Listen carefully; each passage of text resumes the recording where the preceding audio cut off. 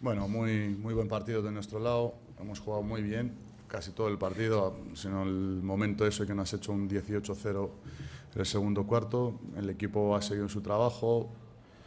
Defensivamente hemos hecho las cosas que hemos planteado sobre ellos, si podíamos un poco quitar a Rafa Martínez su juego, que es muy importante. Lo hemos hecho en perfección, no sé que lo vamos a repetir, pero bueno, hemos hecho muy buen trabajo allí y controlado el rebote, porque saltando y jugando mucho espacio fuera de la zona, al final hemos controlado el rebote y hemos controlado el juego como nosotros queríamos, y la verdad estoy muy contento con el trabajo de los chicos. Sabe muy bien jugar. Cuando estamos en las cuerdas, el equipo rinde, el equipo saca mejor rendimiento, mejor imagen, carácter, y bueno, estamos después de la victoria de Riga, sabemos cómo está la situación. Hay que ganar todos los partidos para clasificarse.